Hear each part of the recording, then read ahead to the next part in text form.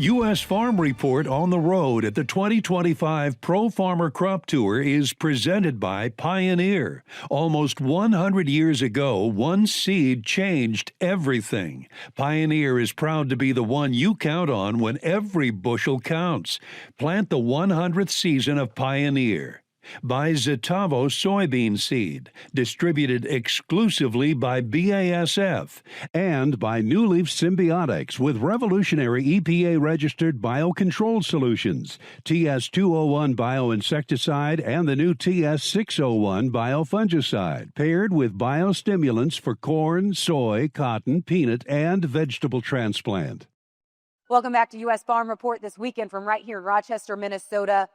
Getting the kind of the highs and the lows of crop tour this week, we have Peter Meyer of Muddy Boots Ag, as well as Lane Akre, pro farmer economist who led the Eastern Tour this year. Lane, I'll start with you because really you have seen it all this week, but what was the high and the low? And I want you to talk both the East and the West. The eastern side saw just some incredible bean crops, and there's a lot of potential in those beans, and we didn't see a lot of disease at all. So those high pods and some of the moisture that we've had leaves a lot of potential on the table. And then we saw last year, the moisture in the soil is not enough to carry the crop through the end of the year. So we're going to need some rain, but the potential is there to see some impressive numbers.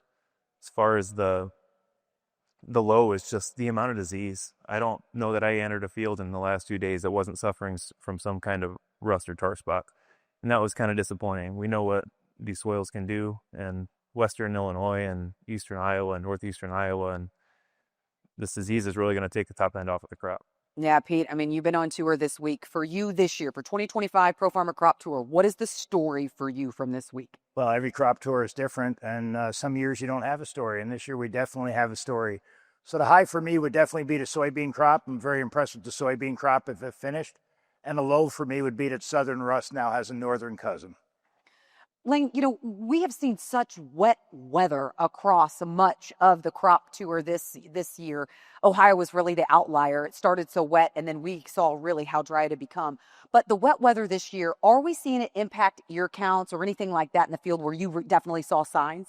A lot of it was skips or drown out spots, and we saw that even from row to row. So there'd be large gaps between some of the plants, and we attribute a lot of that to just too much rain. Those plants really struggling to emerge, and that really limited the ear counts. And we even saw that today, and both Minnesota and Iowa ear counts weren't that stellar. Yeah. But the ear size is actually made up for some of that.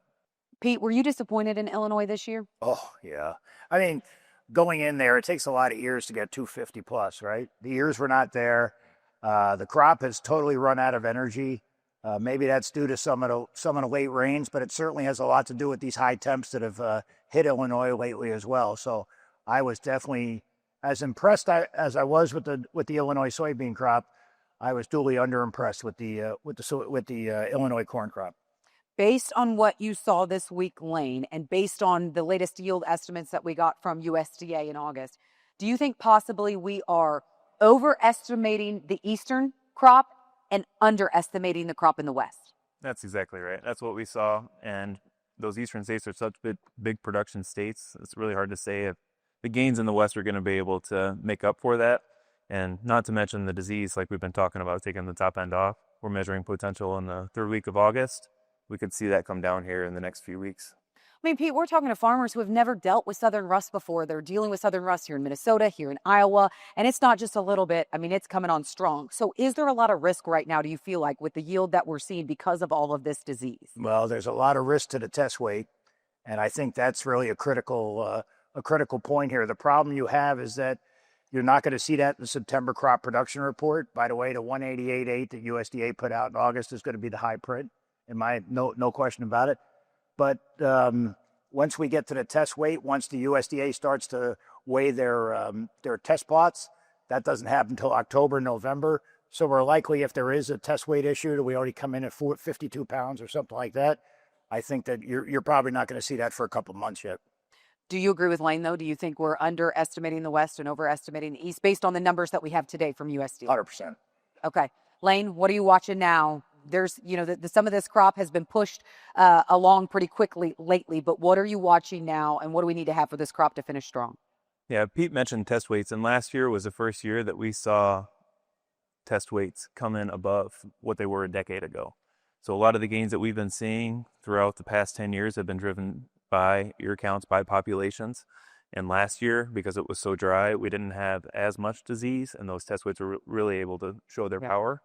And this year, I just don't think it's going to be able to do it.